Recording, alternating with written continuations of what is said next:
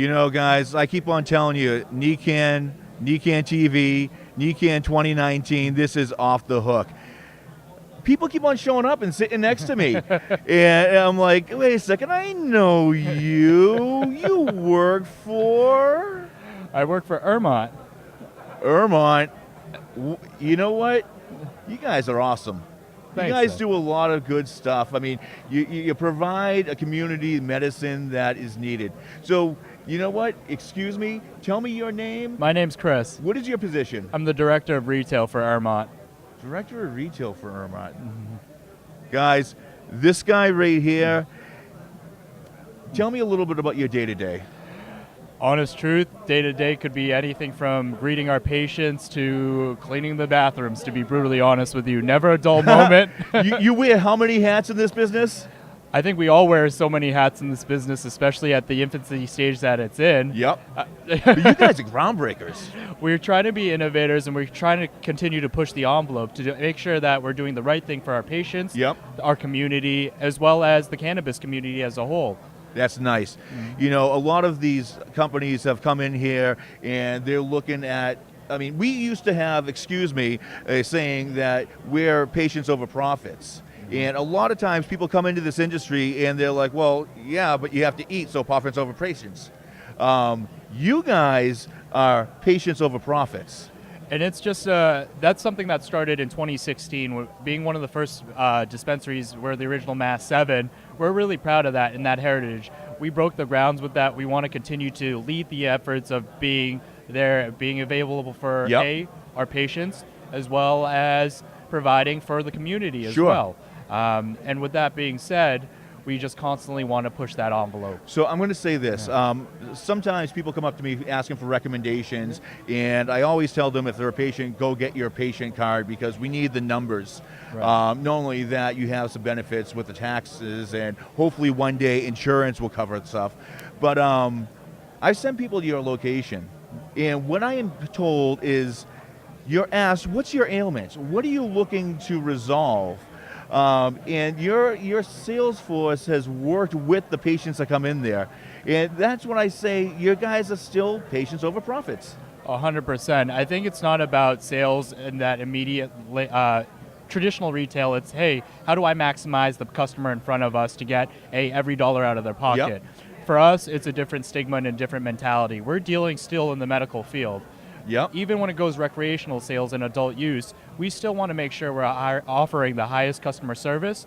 We want that repeat business, and we want to make sure people are getting the correct medicine and the things that we all work together as a community to change, and not the stigma of getting stoned, and actually helping cure and find the right strain for the right ailments. So we take our time with our patients or customers in the future, and we want to make sure they're getting the most high level of customer service, and they're getting the correct information, because there's so much info out there on the market that is diluted, and that's what we're trying to target. You know, I typically don't believe reviews online because, like on Leafly and others, because it's you got people that you just can't please.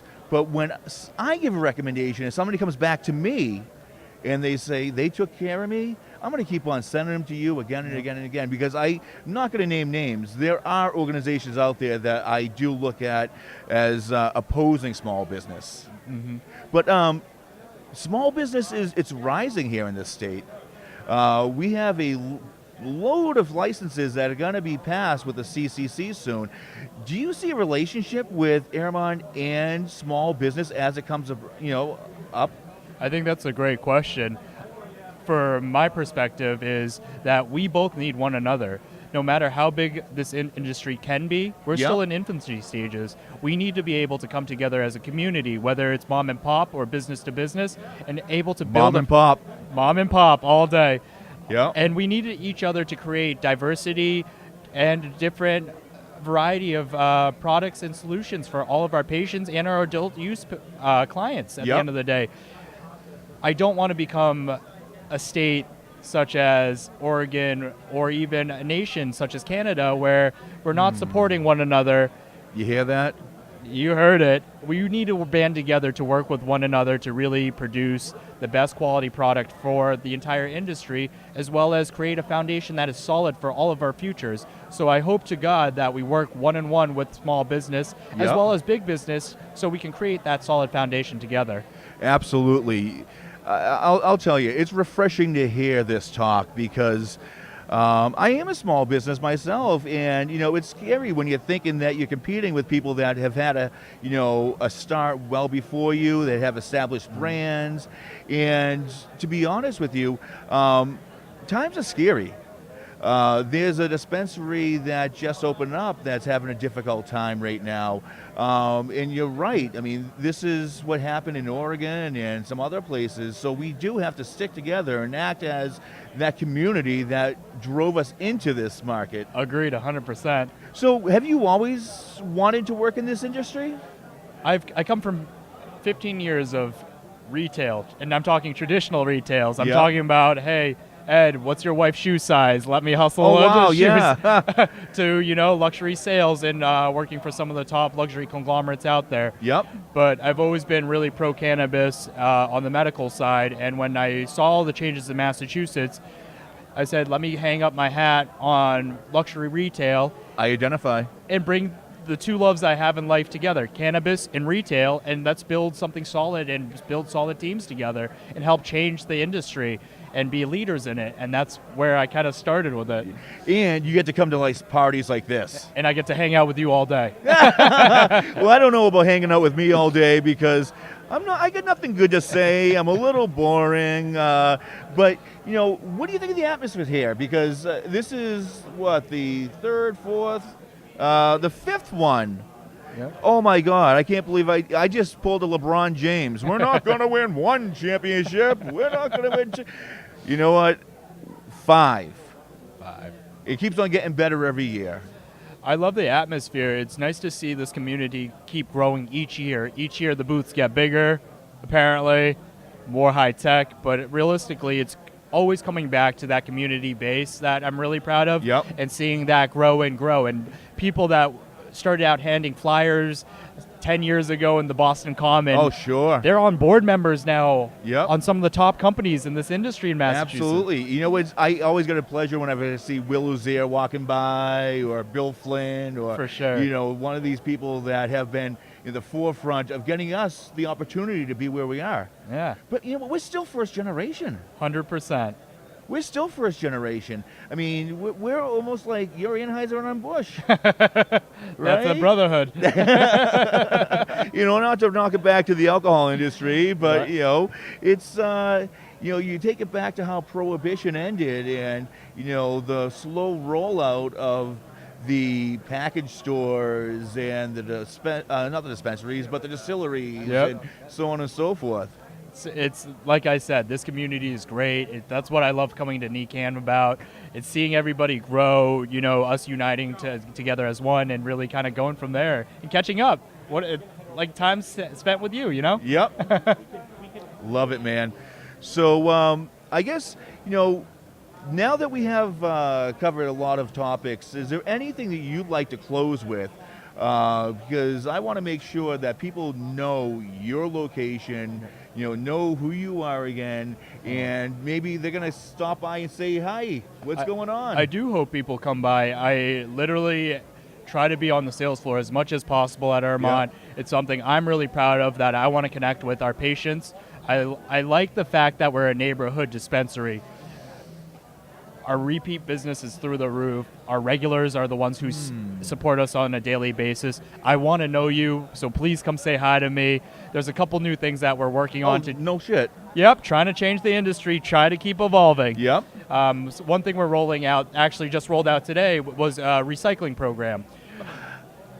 Yes. I don't know where Jen's at, but my partner in crime, Jen over here, she hates plastic. We do And too. there's a lot of plastic that comes in these containers. Unfortunately, we're one of the most wasteful industries out there, and we want to be leaders. More than K-Cup? Fine, touche. Maybe Yeah. K-Cup wins that one. Well, good. Give cannabis a good name. Cannabis, we don't see a lot of recycling programs out there, and one of our first steps on growing greener is that we want to recycle drams, exit bags, and pre-roll tubes from any registered medical Yep. facility in state of Massachusetts. So are you saying like a customer would come back the second time and bring your tube to dispose of theirs? So exactly, we want to recycle that plastic. So you get the repeat customer and you get them to commit to being a green company. Exactly. So what we did is we have a Baker Rewards program that gives you points per visit, but I want to make that program even better. We're working to move away from our current structure and employing points per dollar. Yep. However, I want to make that even better with recycling. It's something that I hold passion about. Our CEO and owner, John Gates, is pushing me to work with the Department of Environmental Studies to work on composting. We want to be a zero-free, waste-free facility. Yep. And that's our goal by the end of this year. Well, that's totally doable because I know, like, I'm a no-till gardener. Yep. So there's very little waste that comes out of what I do. Yep. I'm not going to have you divulge your secrets because secrets are secrets, and you guys have good stuff. So I want to make sure nobody steals that. Honestly, we're not trying to hide anything. It's a simple recycling program. That's keeping it to the community. Yeah, it's really simple. As we go for our recreation license and our adult use program, we want to make sure that we're not littering the city of Quincy as an example. Yep. So, and also want to make it better for Massachusetts. And with that being said, for every dram, exit bag, pre-roll tube you bring, you get 2 points for every item you bring in. Yep. You could get 5 items a day, 10 points a day. When you hit 110 points, that's 20% off. So it's that incentive to keep recycling, It's a brilliant idea. simple, easy, and we just want to make sure that's pushed. It's a brilliant idea. I can't believe it. Again, we're coming live from NECANN 2019. Ermont, check them out. Thank you very much. Hey, Ed, it was a pleasure. Absolutely. Again, stay tuned. We have a lot more guests coming at you. Peace. Have a great day.